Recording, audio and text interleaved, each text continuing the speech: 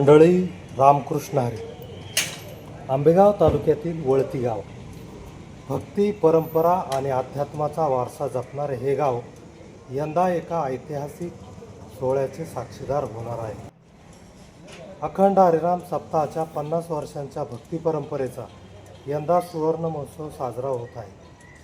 5 दशकांपासून सुरू असलेली ही अखंड हरिनामाची परंपरा आजही तितक्याच उत्साहाने आणि श्रद्धेने पुढे नेली जात आहे.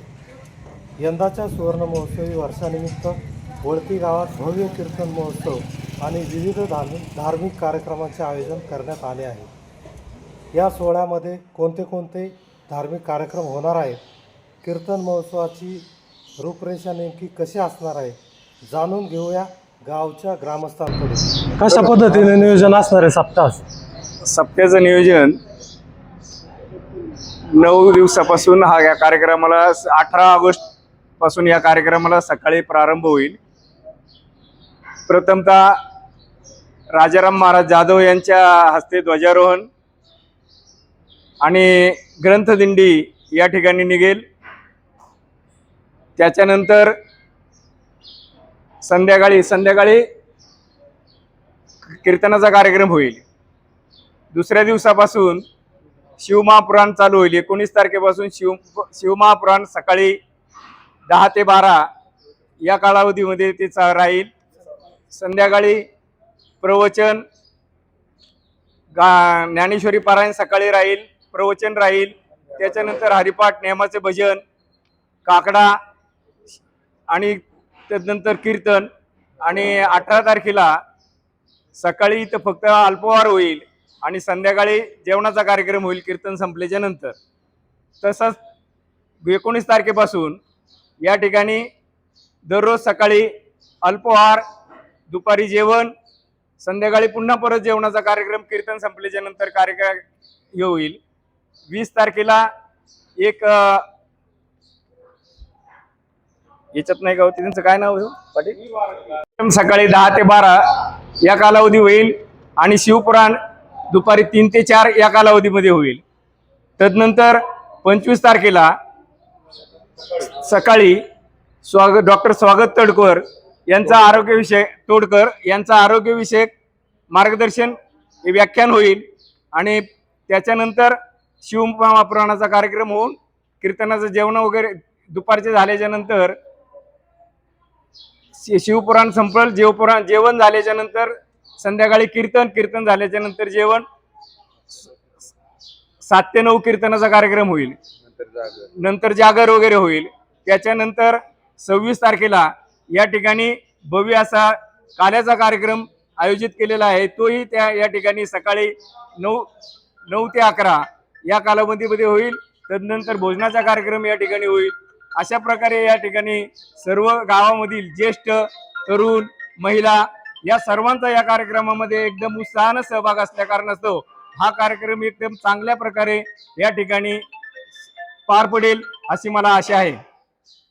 म्हणजे याच्यामध्ये सर्वांना सहभागी करून घेण्याचा गावाचा प्रयत्न राहिलेला आहे आणि तशा प्रकारचा आतापर्यंत जो काय आमचा अनुभव आलेला आहे, आम्ही गेले 1.5 महिना या कार्यक्रमामध्ये राबतोय. त्याच्यामध्ये गावामधील सर्व तरुण, ज्येष्ठ जे काही मंडळी असतील, महिला भगिनी असतील, यांचा सुद्धा चांगल्या प्रकारे आम्हाला उत्स्फूर्तपणे असा प्रतिसाद लाभलेला आहे.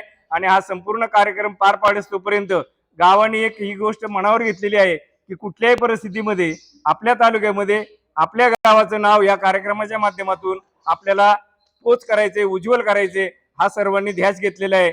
आणि त्या अनुषंगानं आम्हा सर्वांना खात्री आहे की हा कार्यक्रम एकदम चांगल्या प्रकारे उत्कृष्ट असा पार पडेल. यातमध्ये कुठल्याही प्रकारची तीळ मात्र शंका नाही.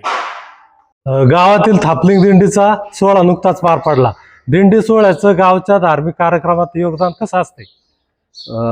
दिंडी सोहळ्याचं गावच्या धार्मिक कार्यक्रमामध्ये नेहमीच अग्रेसर राहिलेलं आहे. आणि आताचा जो हा सप्ताह आहे, हा सर्व थापलिंग पाय दिंडी सोहळ्यातले वारकरी आणि ग्रामस्थ असं मिळूनच हा कार्यक्रम आम्ही राबवतोय. अखंड हरिनाम सप्ताहात जे अन्नदान होते, तर त्या अन्नदानाविषयी आपल्या वळती गावाची चर्चा सर्वत्र तालुक्यात असते, बरोबर. तर सप्त्याची जेवणाचं नियोजन कसं असणार आहे, किती भाविक सहभागी असणार आहे दररोज? या सप्ताहामध्ये गावाचा म्हणजे अंदाज आले, गावाने अंदाज घेतलेला आहे. या 9 दिवसाच्या कालावधीमध्ये कमीत कमी 35,000 भाविक या अन्नदानाचा लाभ घेऊ शकतात असं आम्हाला खात्री आहे. त्यासाठी मंडपाची काय सोय? त्यासाठी बंदिस्त पत्र्याचा मंडप हा. 135 बाय 90 फुटाचा, त्याला खालून झालं रे. त्या ठिकाणी लाईटीची 6 केवी जनरेटरची व्यवस्था केलेली आहे. लाईटचा काही प्रॉब्लेम झाला तर जनरेटर कंटिन्यू लाईट त्या ठिकाणी राहणार आहे.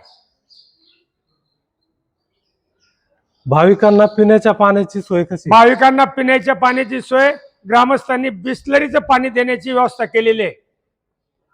35,000 बॉटलची या ठिकाणी मागणी केलेली आहे. आता परिसरातून भाविक मोठ्या प्रमाणावर येणार आहेत, त्यांच्या वाहनांच्या पार्किंगची काय व्यवस्था आहे? आतापर्यंत 2 पार्किंग झालेले आहेत आणि अजून 2 पार्किंगचं काम सुरू करायचंय. सगळ्यांच्या पार्किंगची व्यवस्था व्यवस्थित केली जाईल आणि चारी बाजूला राहणार आहे आणि त्या पार्किंगला सिक्युरिटीची पण व्यवस्था केलेली आहे. आता इथं भक्त मंडप त्याची काय संकल्पना आहे नेमकी? आता हा जो मंडप सभा मंडपाच्या पुढे होणार आहे, हा या गावामध्ये म्हणजे आपल्या तालुक्यामध्ये पहिल्यांदाच येतोय. जर्मनी हँग या मंडपाचं नाव आहे. या मंडपाचे प्रॉपरेटर आपलं संजय डुकरे पारगावचे, त्यांनी पारगावमध्ये हा मंडप पहिला केलेला आहे आणि तो मंडप पाहून आपण त्यांना या ठिकाणी निमंत्रित केलेला आहे. धन्यवाद. एकदा केलेला मेनू 9 दिवस परत होणार नाही. सकाळ संध्याकाळ जो मेनू होणार आहे तो वेगवेगळा होणार आहे आणि एकदम या कार्यक्रमासाठी सुसज्ज असं जेवणाचं नियोजन करण्यात ग्रामस्थांकडून आलेलं आहे. आणि एक दिवस महिलांच्या गावानी महिलांकडून अपेक्षा व्यक्त केलेली आहे, आग्रहास्तव. एक दिवस संध्याकाळी जेवढा समाज असेल, 3,000 4,000 समाज असेल, त्यांना प्रत्येक कुटुंबातून 25-25 पोळ्यांचं निमंत्रण महिलांना दिलेलं आहे आणि महिलांनी ते स्वीकारलेलं आहे. संपूर्ण महिला यामध्ये सहभागी राहणार आहे अशी आम्हाला खात्री आहे.